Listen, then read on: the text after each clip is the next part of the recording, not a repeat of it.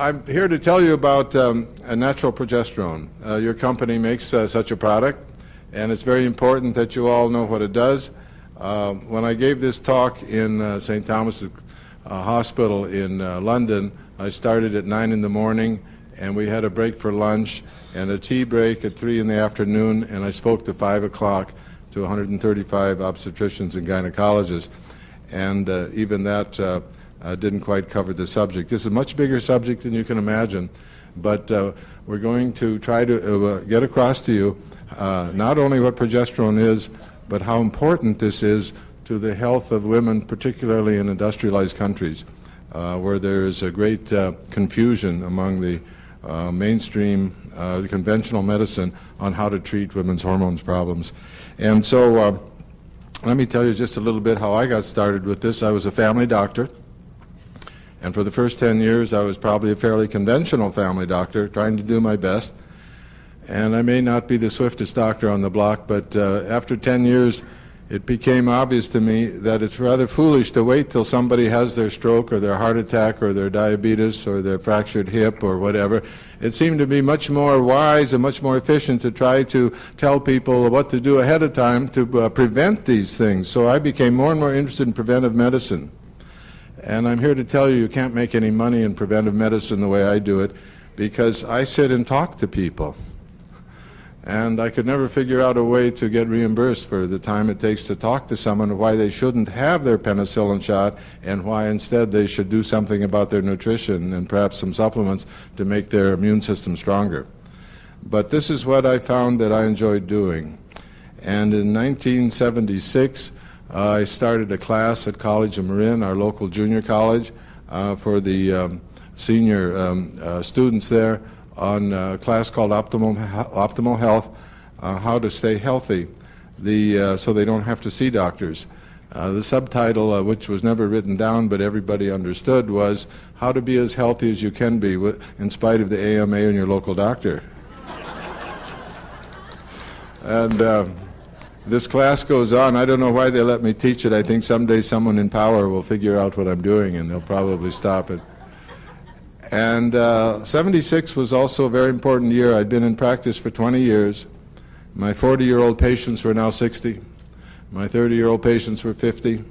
So instead of having all these young patients, I now had older patients. I hadn't changed, but suddenly I had all these older patients. And a lot of them had osteoporosis. And this was the crisis. Up until that time, we had been taught that to treat osteoporosis, you should give estrogen, vitamin C, try to get them on a good diet, quit smoking cigarettes, get some exercise. And around 1976, a couple things happened. One was that we had the development of dual photon bone absorptiometry. Bone mineral density tests became a reality. They were not expensive, they're 96% accurate, and we could actually follow people's bones. You didn't have to wait till a fracture occurred to find out they had lousy bones. And this was available to general practitioners like myself. And it became apparent that those people on estrogen were not improving. All you did was slow the bone loss. Estrogen does not reverse osteoporosis. And all these advertisements about estrogen saves so many fractures a year. No, it just delays them a year or two. The only way they could be saved is if you didn't live long enough to get to the next year or two. In other words, if you died, then you were saved the hip fracture that you would have got the next year. But you eventually get your hip fracture just a year or two later, that's all. I call that a delay, not a saving. The other thing that happened was that it became apparent to everybody that a generation of giving estrogen to women was resulting in an increase of endometrial cancer in the rate of 8 to 10 times higher than we had before. This is an unfair thing to women, to say, I can give you estrogen for your bones, it won't do much good, and you might get cancer from it, but I'm going to let you decide. You see, the doctors didn't know what to do. If they gave it, the patient might get cancer and then the doctors be sued. And if they didn't get it, the patient might have a fracture and the doctor would be sued. So I went to a CMA meeting, a California Medical Association meeting, to find out what to tell patients. And they said, tell patients they should decide. Then they can't sue you. It has nothing to do with their health. It just has to do with your financial health, that's all. And so these two things were going on. And then we knew that there were patients that we had that we couldn't use estrogen on because they had diabetes or vascular disorders, they were obese, or they had gallbladder disease, or they had previous cancer, the breast cancer, cancer of the uterus. Those are all contraindications to using estrogen. So this is a real dilemma. How do you treat the people who have progressive osteoporosis? And osteoporosis in the United States is rampant among women. They lose 20 to 25% of their bone mass before menopause. Think of that. We were taught that it's a disease that occurs after menopause, when the estrogen declines. But no, women have plenty of estrogen, they're still having periods, but they get osteoporosis, and they've already lost 20% by the time they get to real menopause. There's something wrong in what I was taught. Then, by serendipity, I heard a talk by Dr. Ray Peat, who's a biochemist, and he said, at menopause, both hormones, the estrogen and the progesterone, decline, and we only give one back. We only give estrogen back. If you had another gland that was producing hormones and they declined to the point where your body is being harmed by this fall in hormones, you'd give both hormones back. He challenged these, he's a biochemist up in Oregon, teaches, now retired I think, but he challenged the doctors and he said, why are you only giving estrogen back? Mother Nature never anticipated unopposed estrogen. It always made both hormones, estrogen and progesterone. And when you give unopposed estrogen, you get all sorts of mischief, all sorts of bad things happen. You should be giving the progesterone. And by the way, he said, the progesterone is available as a cream. It's well absorbed through the skin, shouldn't be given by mouth. The ovary's smarter than that. The ovary never put its hormones in anybody's mouth or stomach. There's a reason for that. It all goes to the liver, and the liver converts it into metabolites ready to be excreted in bile, and these metabolites are no longer the real hormone. It's lost. It's turned into other things, and the other things are toxic in themselves. So if you give big doses of progesterone orally, it ends up as 3 different metabolites, which are not progesterone, and will be absorbed into brain cells and can cause confusion and depression and all sorts of other things, because it's not real progesterone anymore. It should go through the skin. There it's absorbed more slowly, just as if the ovary were making it. So I went back to practice and told my patients that they could go get some cream, and I would follow their bones with the bone mineral density test that we had, and that's when I first started learning about progesterone. Because what these patients showed me in the next 3, 4, 5, 10, 12 years, all the things that progesterone did to help them, the freedom of side effects, lack of any problems at all, and recovery from all sorts of other illnesses that no one has ever written about in relation to progesterone. So that by 1993, starting this in 1978, we're talking about, 1993, I felt compelled to write a book about natural progesterone to shorten the learning time for my colleagues, so they wouldn't have to take 12, 15 years to learn this. It's not in the books, it's not taught at medical school yet, but it's all true. And instead, my colleagues said, oh, this isn't in the books, so therefore it can't be true. So the patients were driving me to say, write a book for the patients, write the book so different women, so women can read about it, because it's women's health we're talking about. My first book I wrote was for my class, Optimal Health Guidelines, and the second book was Natural Progesterone, which is a little 104-page book, all the biochemistry, and to explain the whole thing to my colleagues. I've never had a woman complain about it was too tough. It's full of biochemistry, but women are amazingly intelligent, intuitive, and understanding. But I did get requests that the book should be written with more explanation, and Warner Books came to me and said, gee, we like your first book, it's got a little bit too much biochemistry, not enough explanation. Would you write a book, all explanation, without the biochemistry? They don't realize how intelligent the women are. But anyway, I did that along with Virginia Hopkins to help me, and so that came out in June, last week in May actually, and it's in its 9th printing, and we'll be passing 100,000 books, probably in a month, and there has been not one nickel spent on advertising this book. This is all word of mouth from woman to woman. This is a graph that shows the bone mineral density of a woman from age 10 to 85. And you will see that in her teenage, bone density rises very rapidly. This is due to growth hormone. And then comes puberty, and it continues to rise until the typical woman is 35 years old. And this is due to the progesterone that she's making and her estrogen. And then from age 35 down to 50 or 55, it's declining. Something happens in the United States and other industrialized countries at age 35 on the average in women, sometimes 32, sometimes 36, 38. But the bones start losing bone density even though they have all the estrogen in the world. They're still having periods. That means it's estrogen that causes the periods, so we know it's not estrogen deficiency. So you can see the downward slope of that line, which means that osteoporosis is not due to estrogen deficiency, it's due to something else.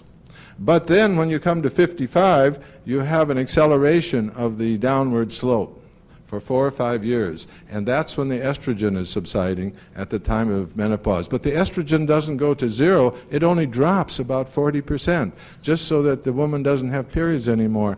But during this time of drop, there is a slight acceleration of bone loss.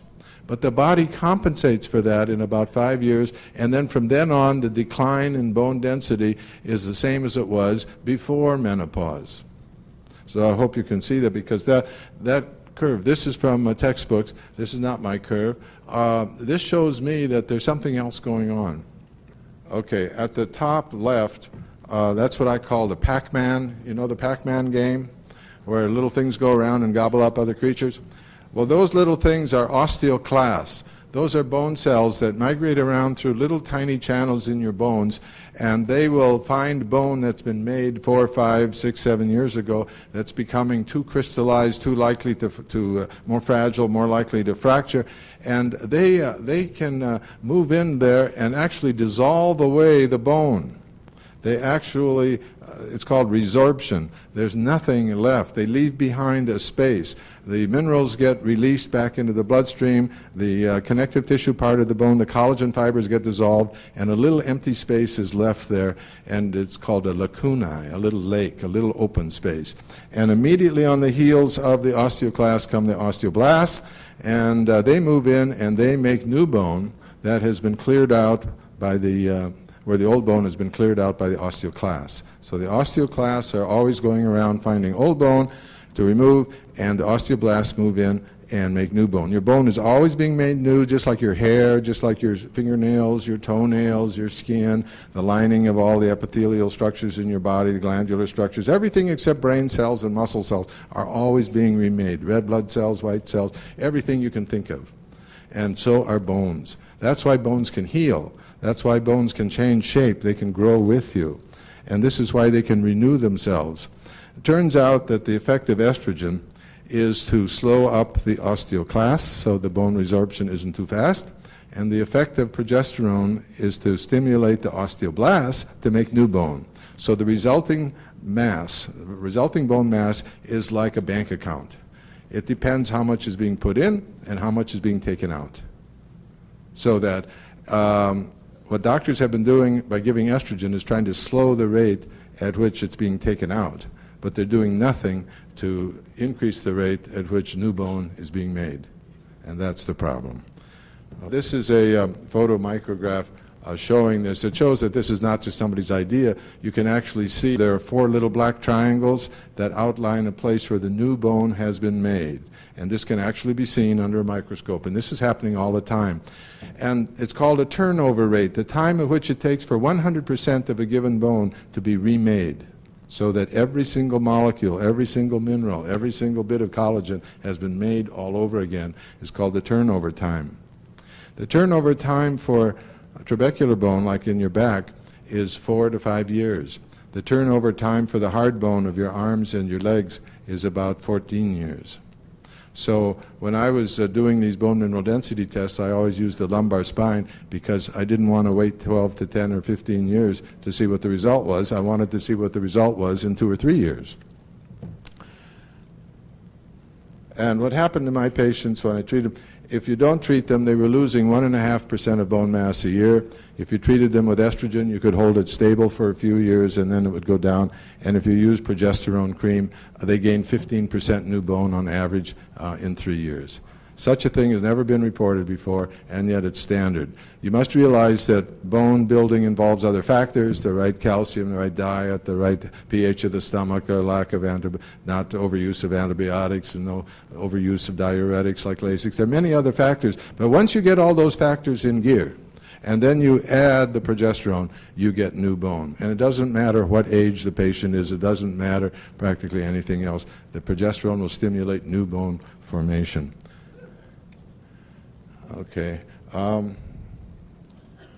This shows an example of somebody's bone. This is a lady from the class that I taught.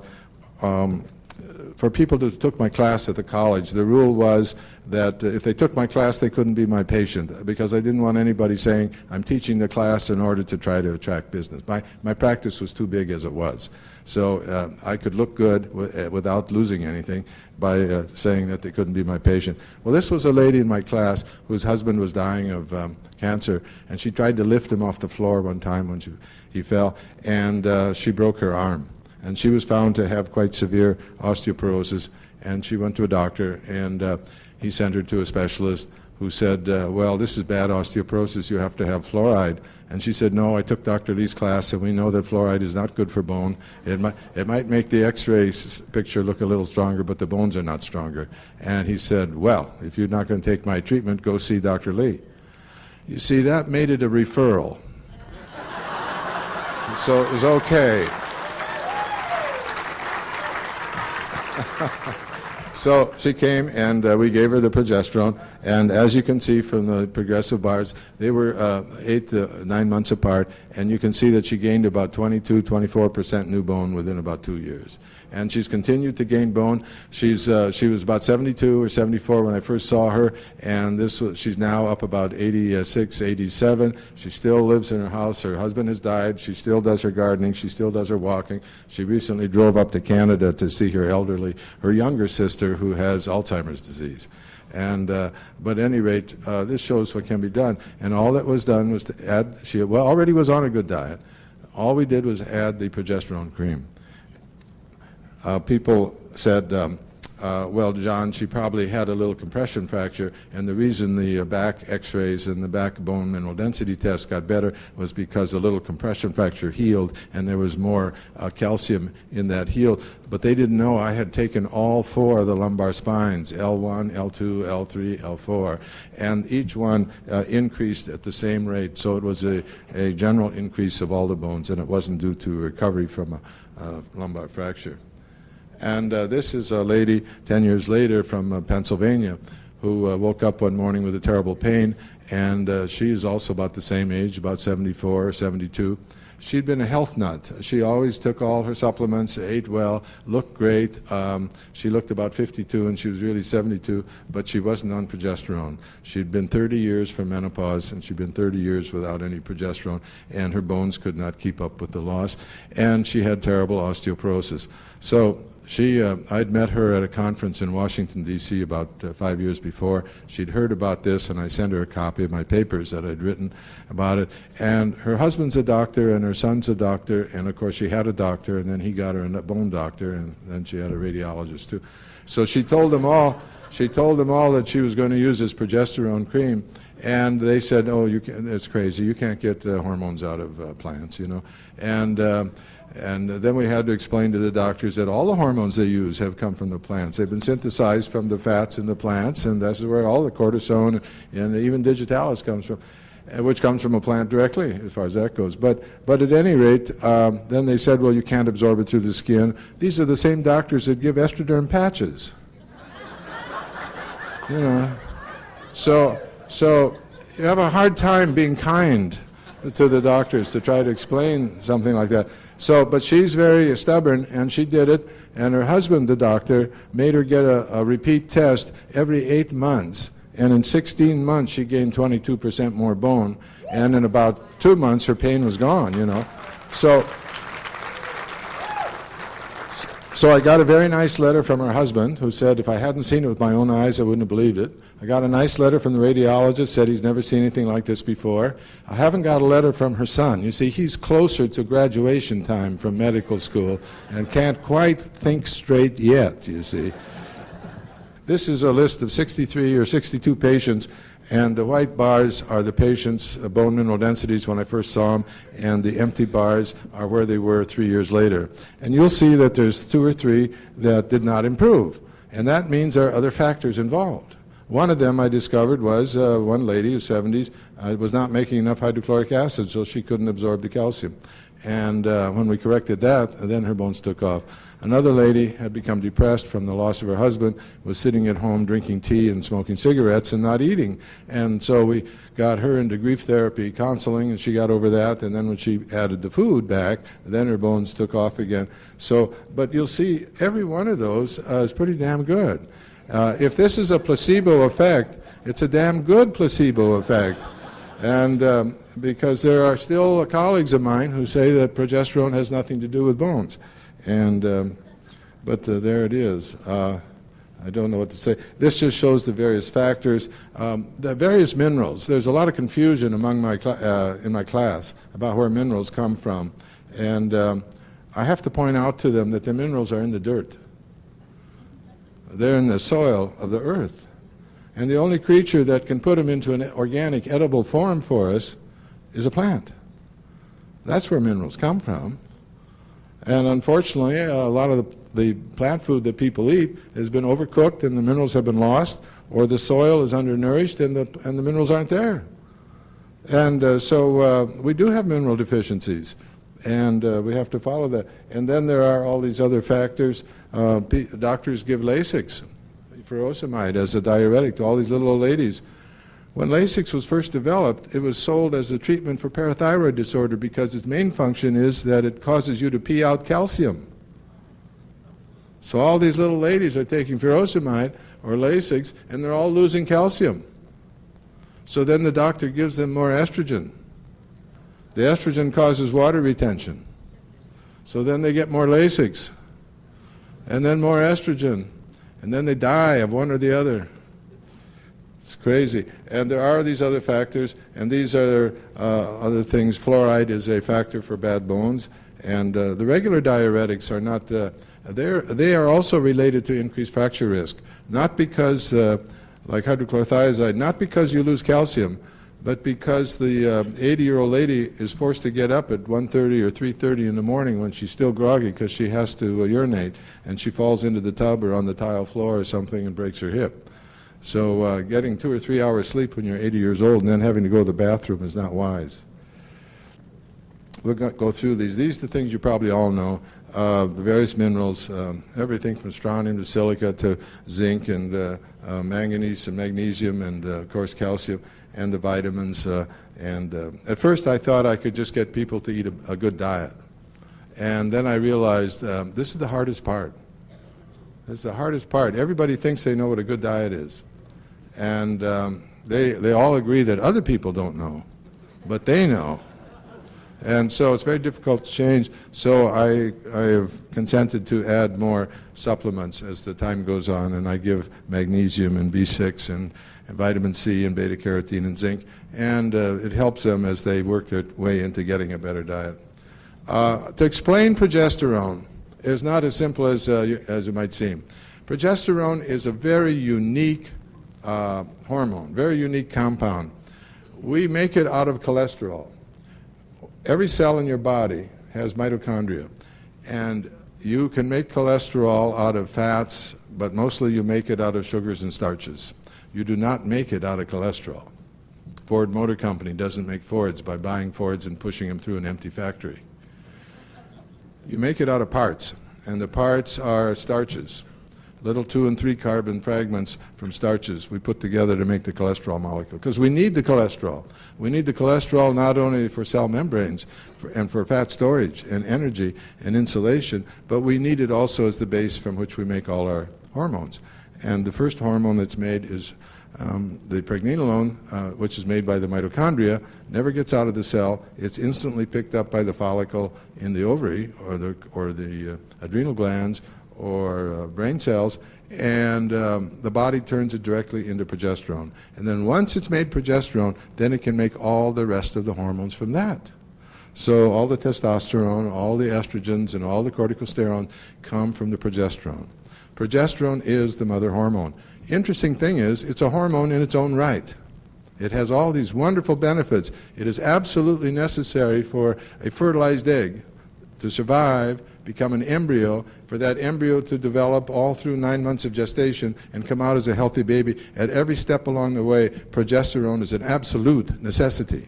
If progesterone is low, you lose. The baby is lost. It's as simple as that. And because of that importance, it's the hormone that promotes gestation, and that's how it got its name, progesterone. That means the hormone that produces gestation and develops the baby. So it's necessary for that. It creates an environment in the uterus so that the fertilized egg can find a home there and can get nourishment. The estrogen role is to build up the bloody lining. Progesterone is to convert it into a lining that the fertilized egg can survive on. And this is so important. So that's the procreation. It also is the precursor for all the other hormones. You'd think that would be enough, but I could make a list of 30, 40, 60 different other actions that progesterone has, and we don't even know the mechanism. It helps the thyroid hormone to work. It's picked up by brain cells and allows you to focus and concentrate better. It reduces cell excitability, so it's a treatment for epilepsy. Isn't that amazing? In the 40s, it was the recommended treatment for epilepsy. It's fantastic. It helps you burn fat for fuel, just like in males the testosterone does. It has no effect on your sex characteristics. It does nothing for breasts, doesn't make anybody feminized. Babies go through 9 months of being bathed in progesterone, and the boy babies come out as boys and the girl babies come out as girls. There is no sexual change whatsoever. In fact, men make progesterone out of cholesterol, and men need it in order to make testosterone and sperm. And there is a male menopause. It happens about my age, about 67. Progesterone falls, estradiol rises, and the testosterone is converted into dihydrotestosterone. And for some reason, conventional medicine thinks that benign prostate hypertrophy and prostate cancer come from too much testosterone. If that were the case, these things would occur when you're 20 years old. That's when your testosterone is raging high. Some of you haven't forgotten. Why does it happen when you're 75 years old and your testosterone is down on the floor? I don't understand conventional medicine much anymore. Their thinking seems to have these big gaps in it, and they're going around castrating all these men to reduce the testosterone to zero. It's already close to zero. But they're leaving the lack of progesterone and the excess of estradiol, and that may be the cause of the oxidation reactions that occur in these cells in the prostate that end up causing the prostate problems in the first place, and the testosterone may have prevented that. So here you have this amazing molecule. 3 major functions I want you to remember. One is the procreation. You cannot have babies without progesterone. The second is that it is the precursor for all the other hormones, all the other steroid hormones. And the third thing is that it has hundreds of other beneficial effects throughout the body. Helps the immune mechanism. It's thermogenic. It raises your temperature a little bit. And if you don't have it, then you mimic hypothyroidism. And your doctor will think you're hypothyroid because your morning temperature is down and you have no energy. And he'll give you thyroid medicine even though your thyroid tests are normal. He thinks his clinical judgment is so damn good. that he can go against the lab test. No, he's missing out that you're low in progesterone. If you give progesterone, your temperature comes up, your energy level comes up, just as if that was what you needed. In fact, that was. The Catholic Church knows that it brings your temperature up. That's how they do the rhythm method. You measure your temperature, and you know when you ovulate, because you only make the progesterone when you ovulate, and that's when your temperature comes up half a degree. The slides will show that progesterone molecule is synthesized in us from cholesterol. And in 1936, there was a great scurrying around by scientists to find natural sources for progesterone. But it turns out that, like cholesterol, progesterone is not made by plants. To get the progesterone in 1935, you could take the ovaries out of women and squeeze them and get a little drop of progesterone out. You'd have to do this to 1,000 women to get the amount that's in 1 jar of cream. Well, women didn't sit still for that. So then they tried it with pigs, pregnant pigs. And if you did it to 1,000 pregnant pigs, you could get a little progesterone that you could put in a jar, but it wasn't commercially successful.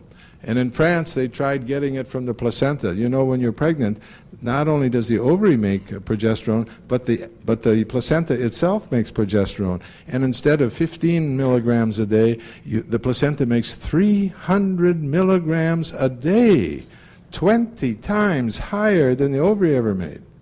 Can you imagine the safety factor?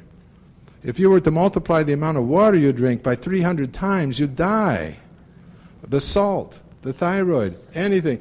The safety factor in thyroid in progesterone is unbelievable. During a regular month, the woman makes 15, maybe 20 at most, milligrams a day, but during pregnancy, she can make 300, 350 milligrams. And most hormones are not made in milligram amounts, they're made in microgram amounts, 1,000 times less. This is the major hormone in your body. And it's not being given back to women when they lose it. Now, why do they lose it? Oh, the scientists found that they could extract fats and oils from plants. Saponins, you know, sap, saponins in plants. Many of them are very similar to cholesterol and to progesterone. And Dr. Russell E. Marker, in 1936, a professor at the University of Pittsburgh, I think, or Pennsylvania, he found a 3-step chemical process that could convert those fats into real, honest-to-God, natural hormone, natural progesterone. We call it natural because it is identical to the human. It's natural to humans. The source is not important. To me, it doesn't matter if they start with acorns or dandelions or ferns or anything else they want. If they can get that oil, which is common in Mexican wild yam, abundant, they're greasy big things, loaded with it, and it's common in the soy, and it's common in 5,000 different plants. They take that oil, they can convert it into real natural progesterone. So that's been the source now for 60 years. You all know it. All the biochemists know it. Most of the people who run the health food stores know it. The only people who don't know it are the doctors of my acquaintance. They can't figure that out. They say, John, it's been synthesized. I say, yeah, just like we synthesize it from cholesterol. These scientists are synthesizing it from a similar fat. We synthesize our hair. You don't have to eat hair. We synthesize toenails, eyeballs, teeth. You don't have to eat those things. We make them. And if you make them using a scientific method, it's still being synthesized. We use biochemistry. The scientists use biochemistry. As long as it's the same product at the end, it's the same product. That's the beauty of biochemistry. If you have that molecule, that's the one it is. And this is the molecule of progesterone. I put it on the cover so my doctor friends would get the idea that this is what I'm talking about. If it's some other molecule, then it's not progesterone. You see, it's not difficult. This is not the this is not nuclear science. This is very strange. Now the question that I want to ask you about is, Why do you suppose it is that the women of this century are running out of progesterone when they're 35 years old?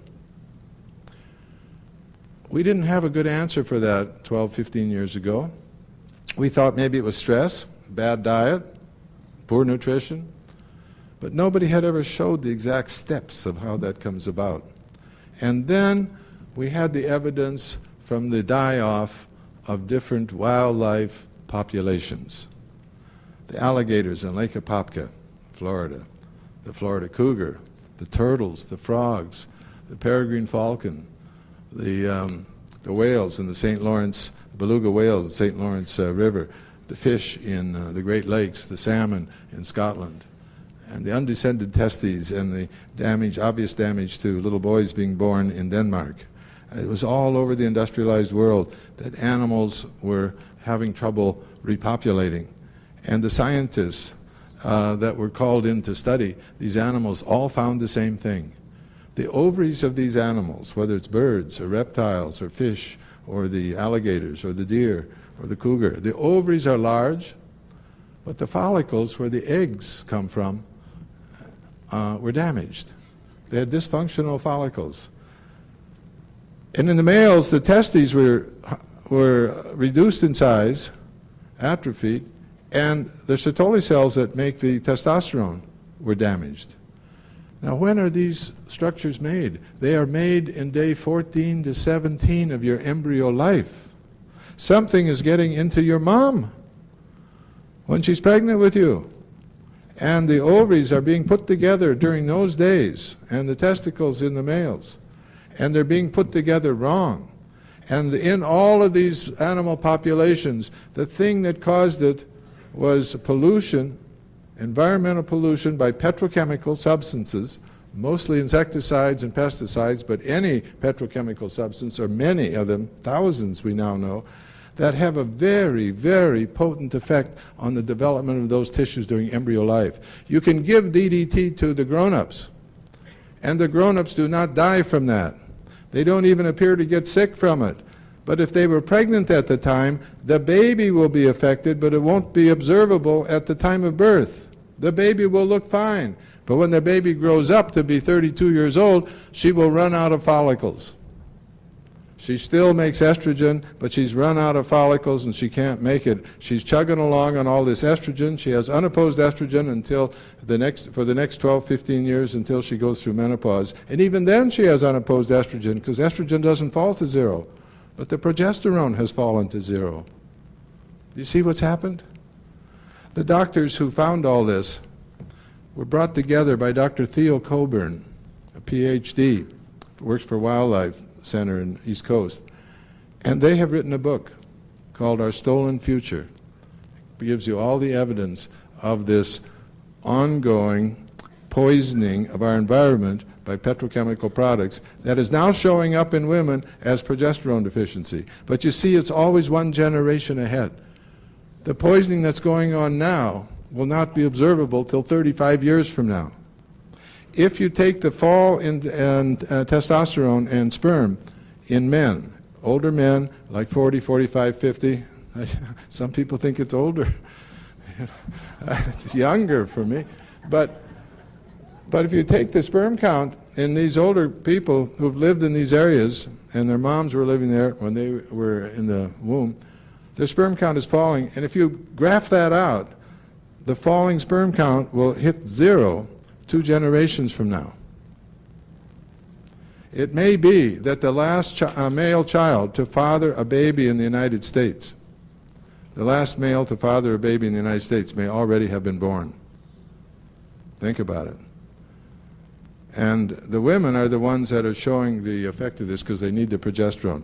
Now, let me tell you what happened in the last anyway, in my practice, I learned that the fibrocystic breast turned back to normal, losing scalp hair turned back to normal, thyroid problems turned back to normal, weight loss problems turned back to normal. I could help people get pregnant because when they ovulate, I could give them progesterone, and then that would make the fertilized egg survive. And they could stay on it right through period. Edema problems went away, allergies went away. I have ladies that call me from the Safeway store, and they realized, they walked through the counter where the Sinotabs and the decongestants are, and they realized that now, since they've been on progesterone, they don't have to buy those anymore.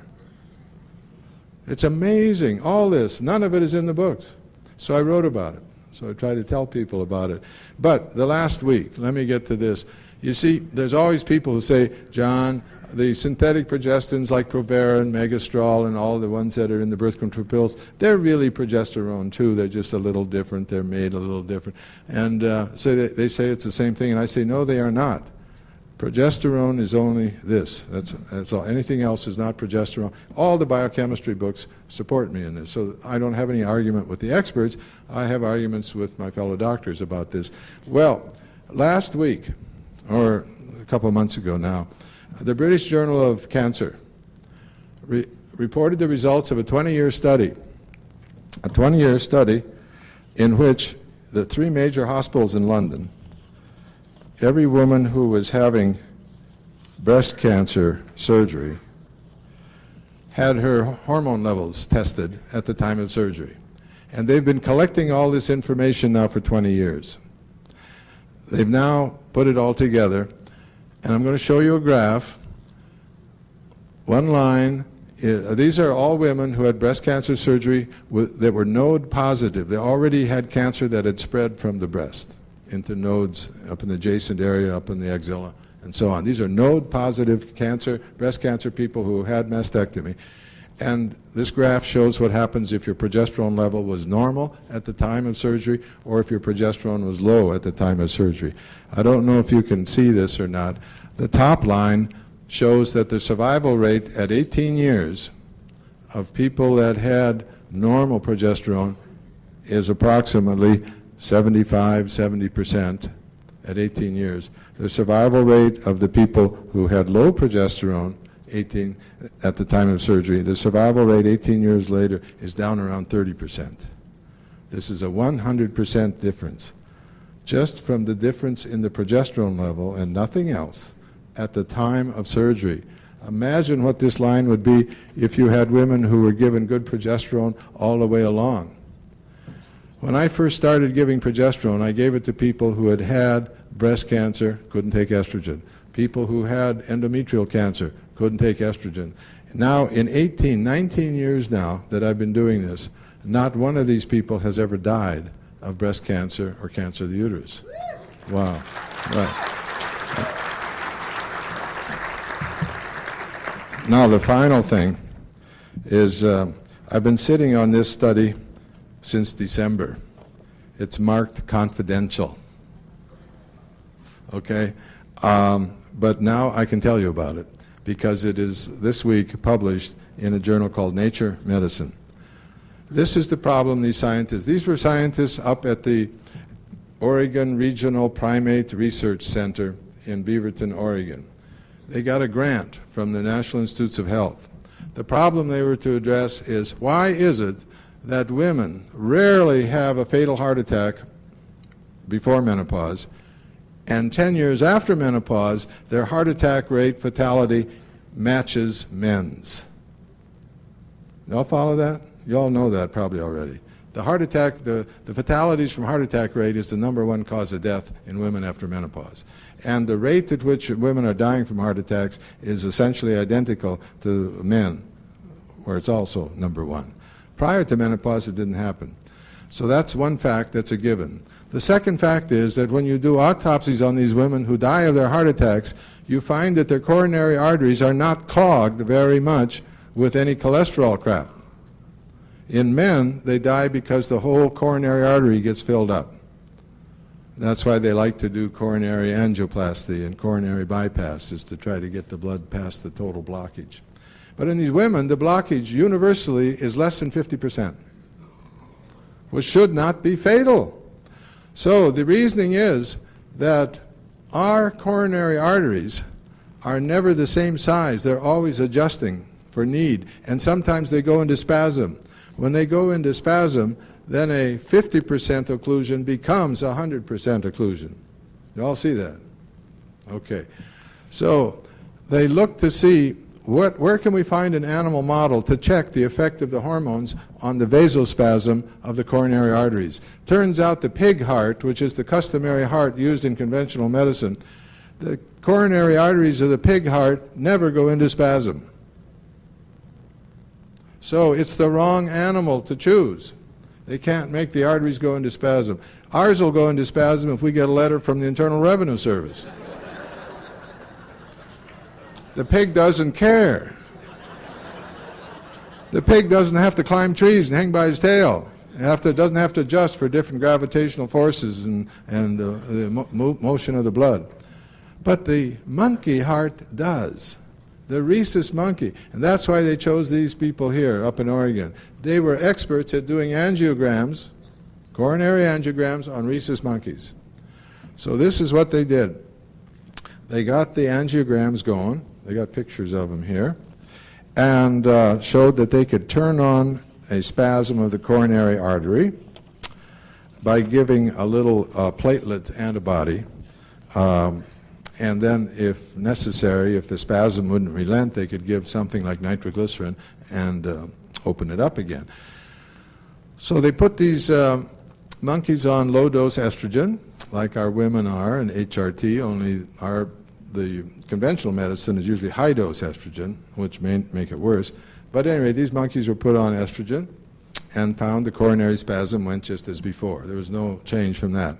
Then they added Provera to the mix. Provera is medroxyprogesterone acetate, the most commonly used synthetic progestin.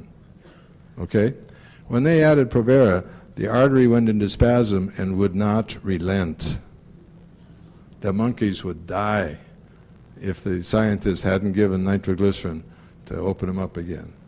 6 out of 6 monkeys, every single time, the arteries would go into spasm, and if those arteries had any occlusion, it would become 100% occlusion. You follow that?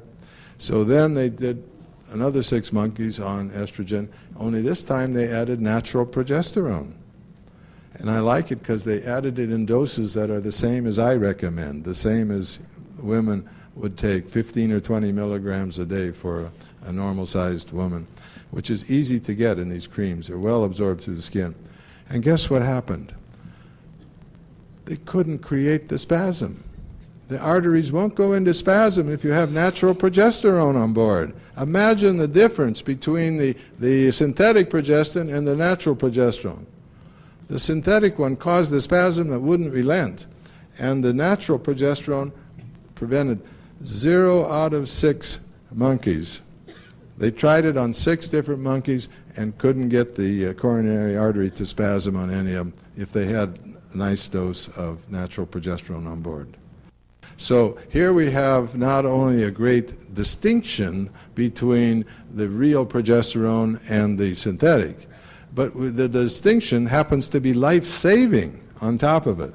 So here we have the evidence now from London that progesterone will protect you from dying of breast cancer. It doubled the survival time 18 years later just from the progesterone level at the time of your surgery. If any breast cancer cells got into your system and progesterone was there at the time, it would stop them from growing and killing you then. Isn't that something? And if we could do that to women throughout their time after menopause to make sure their progesterone levels are normal. And by the way, the blood tests are not good. You have to do saliva tests. You see, when the ovary makes the hormone, it wraps it in a protein, so the excess will go swept up by the blood and go to the liver, where it will be unwrapped and converted into metabolites that will be excreted in bile. It was just a way of sending it to the liver by making it soluble in the blood.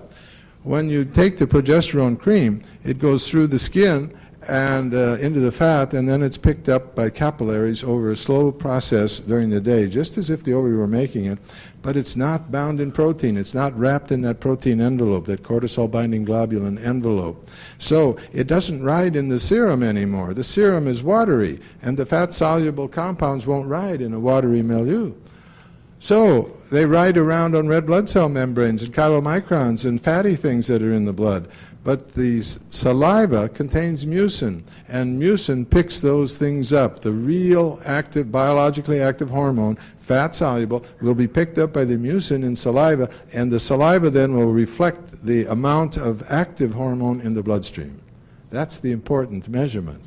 The World Health Organization has switched over to saliva hormone assays rather than serum assays for that reason. And they're also cheaper, they also last longer, they can be handled more roughly and stay accurate longer. So they're not only cheaper, they're more accurate, but they're more relevant.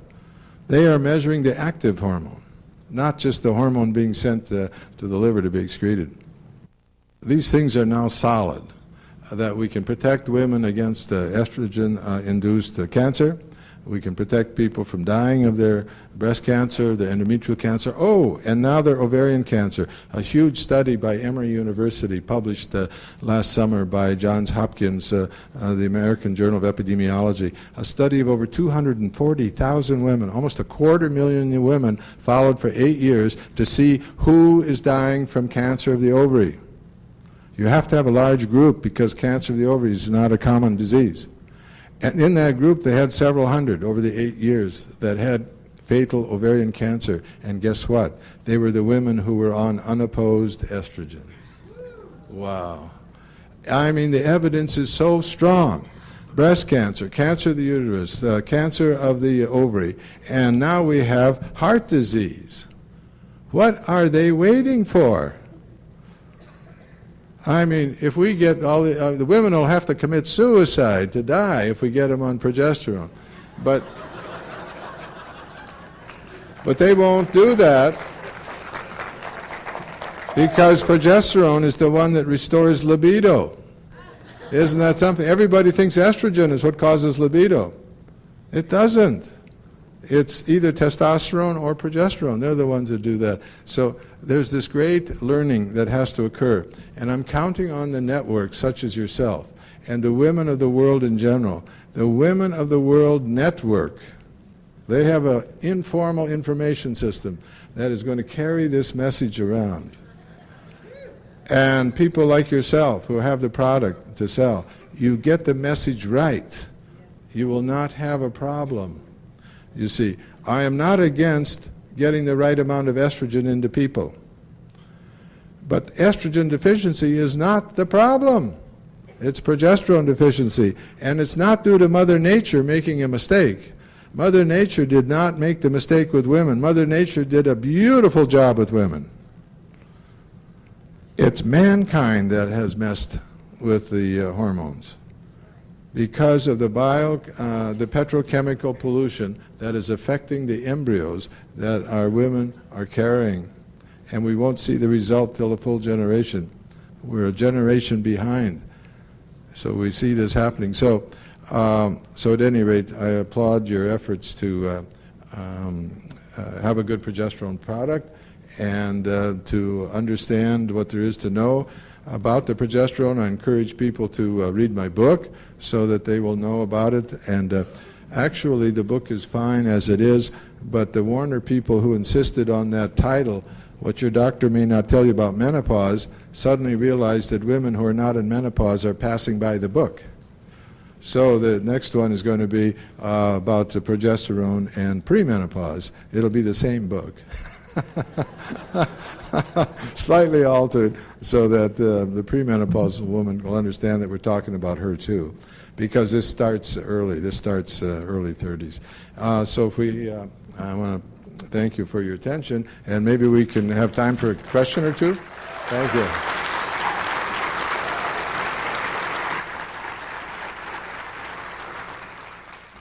Yes, I wanted to know if the efficacy of natural progesterone is changed or altered by also taking HRT at the same time? Yeah, good question.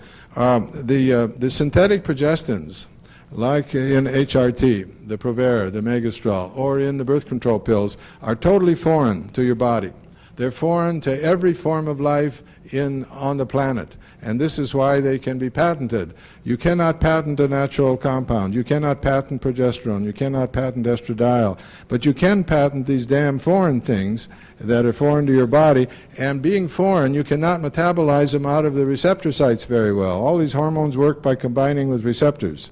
The receptors are made for the progesterone, but these foreigners get in there and they cannot be metabolized out. These foreign ones are 3 to 20 times more tenacious at the receptor sites.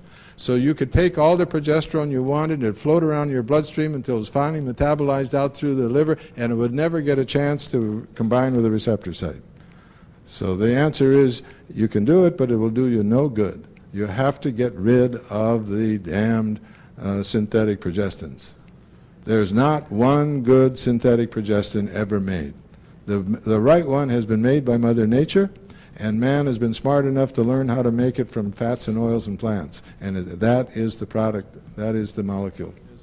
That when you are progesterone deficient and estrogen dominant, your body tries to save your poor life by cutting down the sensitivity of the estrogen receptors. It's trying to say, this woman is estrogen dominant, unopposed. We've got to do something to block all this estrogen effect. So the receptors are tuned down. They are not very receptive and reactive to the estrogen.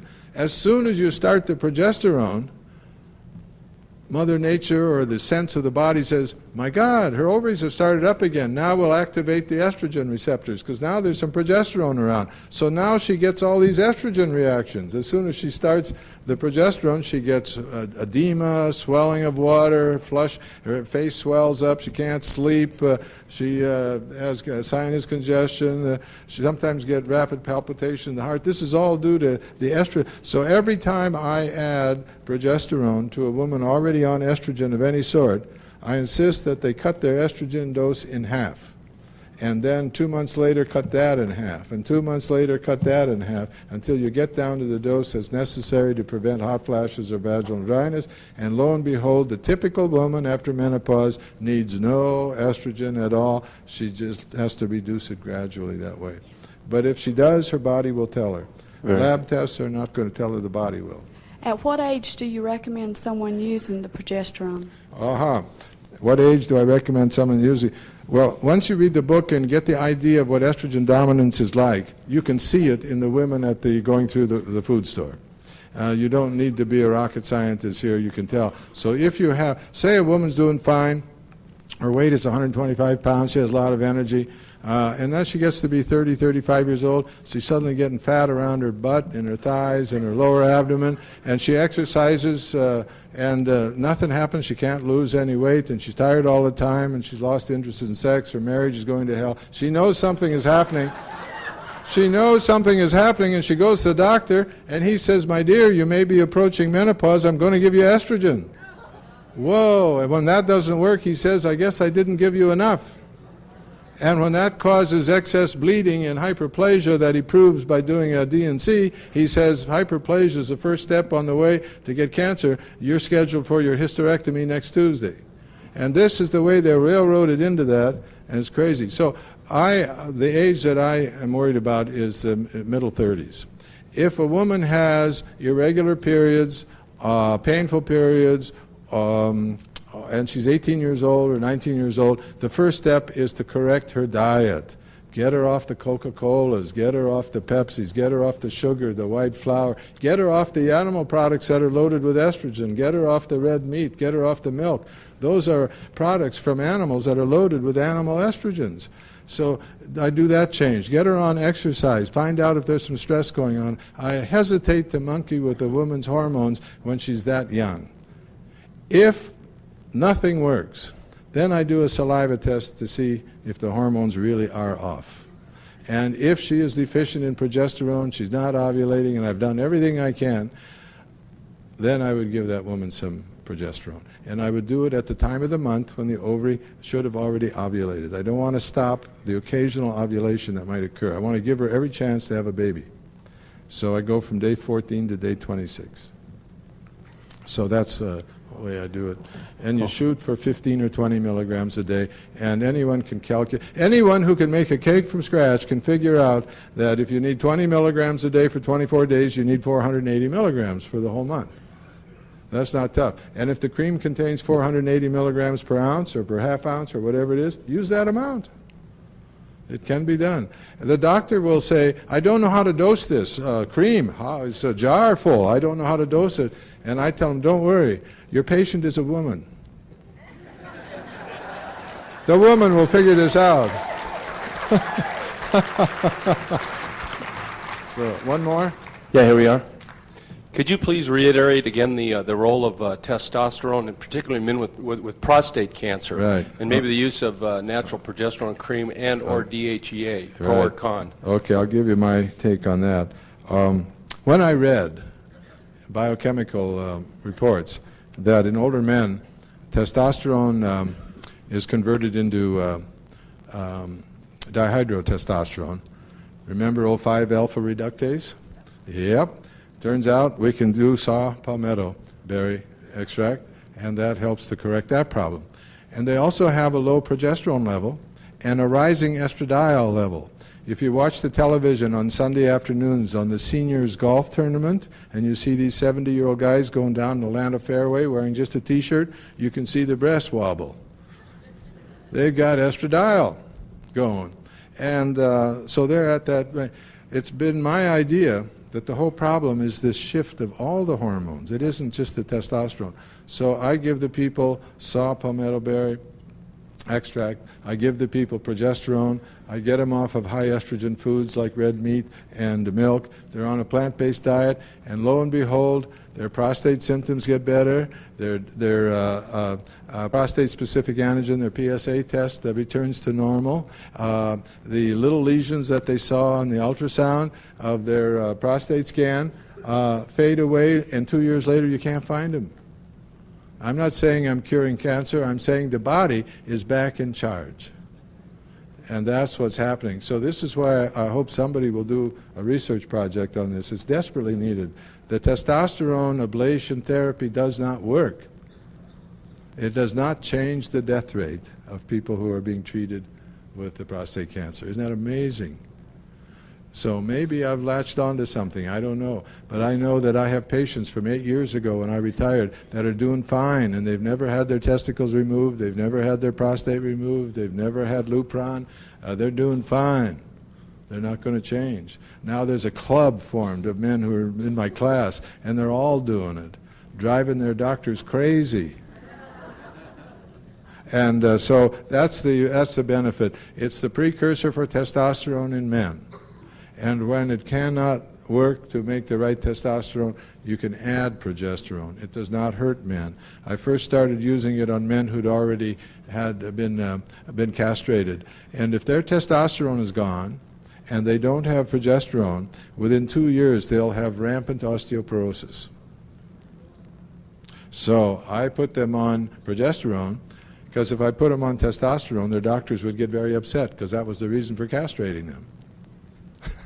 So I put them on progesterone. The doctor doesn't know what it does, so nobody gets upset, but they both help the bones. Right. Okay. That's it. Thank you.